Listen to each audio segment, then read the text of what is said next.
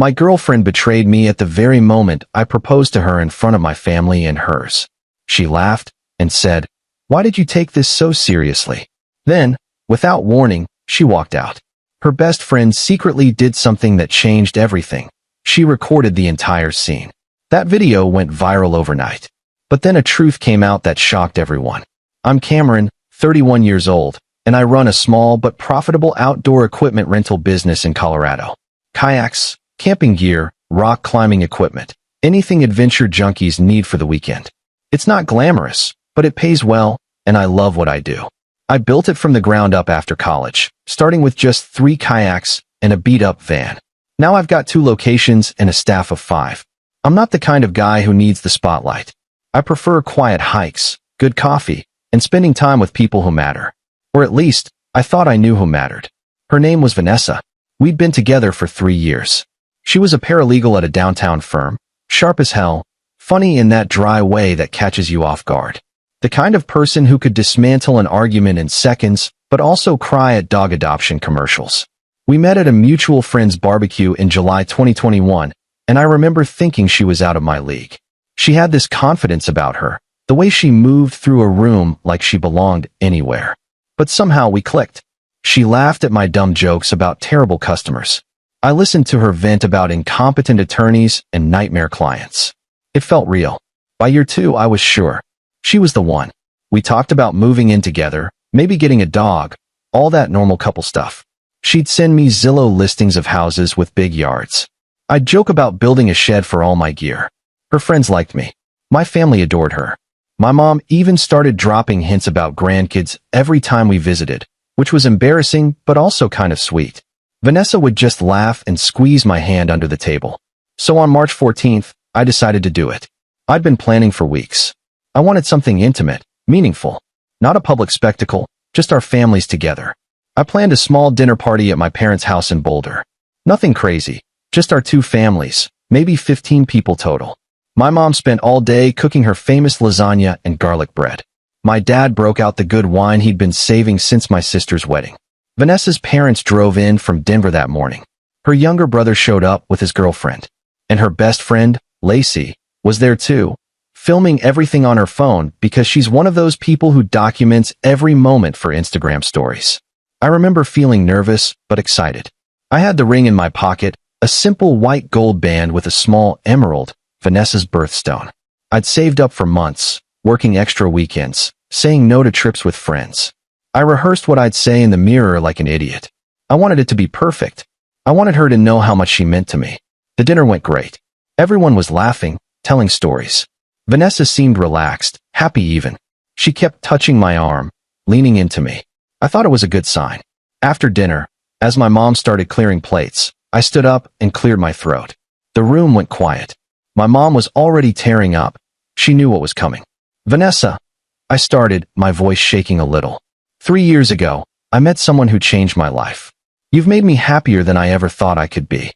You're smart, kind, and you make me want to be a better person every single day. You challenge me, you support me, and I can't imagine my future without you in it. I got down on one knee. Vanessa's face was unreadable.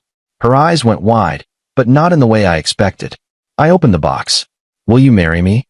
For a moment, nothing happened. The silence stretched out. Then she started laughing. Not the happy, overwhelmed kind of laugh. The mocking kind. The kind that makes your stomach drop and your skin go cold. "Are you serious right now?" she said, still laughing like I'd just told the funniest joke she'd ever heard. "Why did you take this so seriously?" I froze. Everyone froze. You could hear the clock ticking in the kitchen. "What?" I managed to say, my voice barely above a whisper. She shook her head, still smirking, looking around the room like she was embarrassed for me. "Cameron, come on. We were just having fun. I never thought you'd actually." God, this is so awkward. My mom's hand went to her mouth. My dad's face went red. Vanessa's own mother looked absolutely horrified, her hand reaching out like she wanted to grab her daughter. "Vanessa, what are you talking about?" I asked, my voice cracking. "We talked about this. We talked about getting married." She stood up, grabbed her purse from the chair, and looked around the room one more time. "I'm sorry," she said, but there was no emotion in it. Just flat, empty words. "But I can't do this. This is too much." "Wait," I started, but she was already moving toward the door. "Vanessa!" her mother called out, standing up. But Vanessa didn't stop. She walked straight out the front door, and we heard her car start up in the driveway. Just like that. The door slammed. The room was silent except for my dad muttering, "What the hell just happened?" I stayed on one knee for what felt like an eternity, staring at the empty doorway. My hands were shaking so badly, I almost dropped the ring box. I couldn't breathe. My chest felt tight, like someone was standing on it. Lacey was still holding her phone up, and I remember thinking, absurdly, that she'd captured the whole thing. My mom came over and helped me up. "Sweetheart, I'm so sorry," she whispered, pulling me into a hug. I couldn't even hug her back. I just stood there, numb. Vanessa's parents looked mortified. Her dad mumbled something about calling her, that they'd talk to her, figure out what was going on. They left quickly, her brother trailing behind them with his girlfriend, both looking shell-shocked. I sat back down at the table and just stared at the ring. 3 years. 3 goddamn years. And she laughed. Update 1. That night, I couldn't sleep. I lay in bed staring at the ceiling, replaying every second. I texted Vanessa probably 20 times. Called her another 10. Nothing. Every call went straight to voicemail. Every text stayed on delivered, with no response. By morning, my phone was blowing up, but not from her. From friends. Acquaintances. People I hadn't talked to in years. "Dude, what is this video? Is this real or staged? Holy shit. Cameron, are you okay?" I had no idea what they were talking about. Then I opened Instagram. Lacey had posted the video. The entire proposal. The rejection. Everything. The laughter. My face crumpling. The awkward silence. All of it. It was on Instagram, Facebook, Twitter, TikTok. Within 12 hours, it had millions of views. People were commenting things like, "This is the saddest thing I've ever seen," and "She's a monster," and "Someone give this man a hug," and "I want to find this guy and marry him myself." Vanessa was getting destroyed in the comments. Hundreds of thousands of people calling her cruel, heartless, a narcissist. Someone made a meme out of her laugh. Another person did a dramatic reading of the whole thing on YouTube. I wanted to disappear. I wanted to delete every social media account and move to a cabin in the woods. I called Lacey. She picked up on the first ring. "Cameron, I'm so sorry," she said immediately, talking fast. "I didn't mean for it to blow up like this. I was so angry at her. I thought people should see what she did. She humiliated you in front of everyone who loves you. You posted it?" I said, my voice flat. "Lacey, that was private. I was trying to help. She deserved to be called out. Do you know how messed up what she did was?" "Of course I know," I snapped. "I was there. On my knees. In front of everyone." "I'm sorry," she said again, quieter this time. "I really am. But Cameron," she needed to face consequences. I hung up. I didn't have the energy to be angry at Lacey. I was too busy trying to process what had happened. Too busy reading comment after comment from strangers who felt sorry for me. Vanessa finally texted me 2 days later. "Can we talk?" I stared at the message for 10 minutes before replying. "About what?" "I owe you an explanation. Please. Just coffee." I almost said no. Part of me wanted to block her and never hear from her again. But I needed answers. I needed to understand why. "Fine. Tomorrow. 2 p.m., the place on Pearl Street." "Thank you." We met at a coffee shop downtown. Neutral ground. When I walked in, she was already there, sitting in the corner booth, staring at her phone. She looked tired, dark circles under her eyes, hair pulled back in a messy ponytail. But also defensive, like she was already gearing up for a fight. I sat down across from her without ordering anything. "Everyone's calling me a monster," she said immediately, not even greeting me. She stirred her latte mechanically. "Do you know what that feels like? I've gotten death threats, Cameron. Actual death threats. People are showing up at my work." I almost laughed. "Do I know what that feels like? Vanessa, you humiliated me in front of our families. In front of everyone I love. And it's on the internet forever. I didn't ask for that video to go viral," she shot back. "Lacey had no right. Lacey didn't humiliate me. You did." She looked away, jaw tight. "I didn't mean for it to go down like that. But Cameron, you put me on the spot. You didn't even ask if I was ready for marriage. You just assumed. We talked about it," I said, my voice rising. "Multiple times. You said you wanted to get married someday. You sent me house listings. You talked about names for our future kids. What was I supposed to think? Someday," she repeated. "Not now? And definitely not like that, in front of everyone." That kind of pressure. Then why didn't you just say no like a normal person? I interrupted. Why laugh at me? Why humiliate me? She didn't answer. She just looked away, biting her lip. There's someone else, isn't there? I said quietly. Her silence was answer enough. I felt something crack inside me. How long? Cameron. How long, Vanessa? 6 months, she whispered. 6 months. Half a year. While I was planning a future with her, she was with someone else. I stood up. We're done. Don't contact me again. Wait. She reached for my arm, but I pulled away. I walked out without looking back. Update 2. His name was Kyle, a lawyer at her firm. They'd been seeing each other since September. Lacey told me everything. Apparently, Vanessa had been confiding in her about it for weeks, and Lacey had been trying to convince her to break up with me before things got worse. But Vanessa kept stalling. She said she didn't know what she wanted. She said she didn't want to hurt me. She didn't want to hurt you? Lacey said on the phone, her voice dripping with disgust. She cheated on you for half a year and then laughed in your face when you proposed. That's so much worse than just breaking up. I felt numb. I kept replaying every moment of the last 6 months, looking for signs I'd missed. Late nights at work. Her phone always face down on tables. That one time in October, she came home at midnight smelling like cologne that wasn't mine, and she said it was from a client hug at a work event. I'd believed her.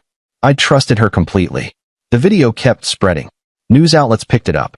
Some morning show in New York played it during a segment about modern dating disasters. A podcast dissected it for an hour. My face was everywhere. People recognized me at the grocery store. Vanessa's Instagram and Facebook were flooded with hate comments. People found Kyle's profile and started harassing him too. Someone posted his work number online. I didn't feel good about it, but I didn't feel bad either. Then, about a week after the coffee shop meeting, I got a call from an unknown number. Is this Cameron? A woman's voice asked. She sounded young, nervous. Yeah, who's this? My name is Brielle. I'm Kyle's wife. My blood went cold. Everything stopped. His what? His wife, she repeated, her voice shaking. We've been married for 4 years. I just saw the video 2 days ago. I had no idea he was seeing someone. I thought we were happy. I sat down hard on my couch. Are you serious right now?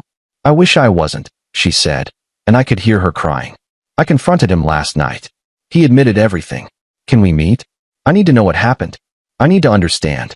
Update 3. Brielle and I met at a park near her place in Denver. She was maybe 28, petite, with red hair pulled into a braid and eyes that looked like she'd been crying for days. She had a folder with her, clutching it like a lifeline. I confronted him, she said as we sat on a bench overlooking a pond. He admitted everything. He said it was just physical with Vanessa, that it didn't mean anything, that he still loved me. But that's not the worst part. What's the worst part? I asked, though I wasn't sure I wanted to know. He told me she knew. Vanessa knew he was married. I felt like I'd been punched in the gut. She knew? She knew. Brielle confirmed, her voice breaking. He showed me their texts. She made jokes about it. About me. About being the other woman. She didn't care at all. I couldn't speak. I thought I'd known Vanessa. I thought I'd understood who she was at her core. Brielle pulled out her phone with shaking hands. I have texts. Between her and Kyle. Do you want to see them? I did. She handed me the phone, and I scrolled through message after message. Screenshots she'd pulled from Kyle's iPad before he could delete them. Vanessa joking about Kyle's wife. She sounds boring. Does she know what she's missing? Kyle complaining about their marriage, how they'd grown apart. Vanessa saying things like, good thing I have Cameron to keep me entertained when you're busy, and poor guy has no idea, LOL. I felt physically sick. My hands were shaking. What are you going to do? I asked Brielle, handing the phone back. I'm divorcing him, she said quietly, wiping her eyes. I already talked to a lawyer yesterday, and I think Vanessa needs to face consequences too. Real ones. She showed me one more thing. A text from Vanessa to Kyle, dated March 12th, 2 days before the proposal. Cameron's acting weird. I think he might propose soon. What do I do? Kyle's response. Just say no. Or don't show up. You don't owe him anything. Vanessa, I can't just not show up. His whole family will be there. My parents are coming. I'll figure something out. Kyle, then make it quick. Rip the Band-Aid off. Vanessa, I know. I just hate confrontation. She knew. She knew I was going to propose, and she still showed up. She still sat through dinner, smiling, touching my arm. She still let me get down on one knee in front of everyone. And then she laughed. Final update. Brielle posted the texts publicly. She made a detailed Facebook post explaining everything. Kyle's affair, Vanessa's full knowledge of his marriage, the lies, the manipulation, all of it. She included screenshots, redacting only the most personal details. She tagged both of them. The internet erupted again. But this time, the anger wasn't just directed at Vanessa. Kyle's law firm put him on administrative leave pending an internal investigation into his conduct. Partners at the firm were apparently furious. Having this kind of public scandal attached to their name was a nightmare. Vanessa's firm quietly asked her to resign after 3 major clients pulled their contracts, saying they didn't feel comfortable having her handle their cases. I didn't feel victorious. I just felt empty, drained, like I'd run a marathon through mud. My mom called me every single day. Are you eating? Are you sleeping? Do you need me to come over? I lied and said yes to all of it, but really I was barely functioning. I'd go to work, do the bare minimum, come home, and sit in the dark. Lacey checked in constantly too. I'm sorry for posting the video, she said one night when she came over with takeout. I know it made everything worse for you, but I'm not sorry people know the truth about her. I know, I said. And honestly, if you hadn't posted it, I might never have found out about Kyle. Or about Brielle. So in a weird way, thank you. 2 months later, in mid-May, I ran into Vanessa at a King Soopers. She was in the produce section, looking at avocados. She looked thinner, tired, her hair shorter. When she saw me, she froze. We stared at each other for a long moment across the vegetables. She opened her mouth like she wanted to say something. I grabbed my groceries and walked to a different aisle. I didn't need to hear anything she had to say. There was nothing left. By August, I'd sold half my business to my buddy Trevor and took some time off. I hiked the Rockies for 3 weeks straight. Maroon Bells, Rocky Mountain National Park, all the trails I'd been too busy to explore. I didn't post about it. I didn't tell anyone except my parents. I just existed. Just breathed. Watched sunrises and sunsets. Slept under stars. Let the silence heal me. When I got back, Brielle reached out. She'd finalized her divorce in July and moved to Portland to be closer to her sister and start over. She was going back to school for graphic design, something she'd always wanted to do, but Kyle had discouraged. Thank you, she said during our call, for not making this weird, for just being decent through all of it, for meeting with me. You didn't have to. You deserve the truth, I said. We both did. So did you. I'm sorry you had to go through that. I'm sorry you did too. We stayed in touch after that. Nothing romantic, just 2 people who'd been burned by the same fire, checking in occasionally. I don't know where Vanessa is now. I don't care. Last I heard through the grapevine, she moved to California. Good riddance. I heard Kyle moved to Texas, trying to rebuild his career at a smaller firm. Good luck with that, buddy. The video's still out there. It's been viewed over 40 million times now across all platforms. Sometimes people recognize me, at bars, at climbing gyms, even at the DMV once. A guy at a brewery bought me a beer last month and said, "You're that proposal guy, right? Man, that was brutal. You deserve better." I just nodded and said thanks. I'm 32 now, still running my business, though I promoted Trevor to co-owner, and we're opening a 3rd location in Fort Collins next spring. Still single, still figuring things out. I've been on a few dates, nothing serious. It's hard to trust people now. I find myself analyzing everything, every text, every laugh, every excuse. People ask if I'll ever propose again. Honestly, I don't know. Maybe. But next time, I'll make damn sure I know who I'm asking. Next time, I'll see the signs I missed. Next time, I won't ignore my gut. Or maybe there won't be a next time. Maybe I'm better off solo, running my business, hiking on weekends, living for myself. I'm okay with that too. Edit 1. A few people asked if I ever got a real apology from Vanessa. I didn't. Not a real one, anyway. Just that half-hearted, "I'm sorry," before she walked out of the coffee shop. That doesn't count. Edit 2. Lacey and I are still friends. She felt guilty for a long time about posting the video, but I told her eventually that it wasn't her fault. Vanessa made her choices long before that video went up. Lacey just exposed them. Edit 3. Someone asked if I kept the ring. I did for a while. It sat in a drawer for 6 months. Then one day in September, I drove up to Estes Park and threw it into a lake. Watched it sink. Felt nothing. Drove home. Made dinner. Moved on.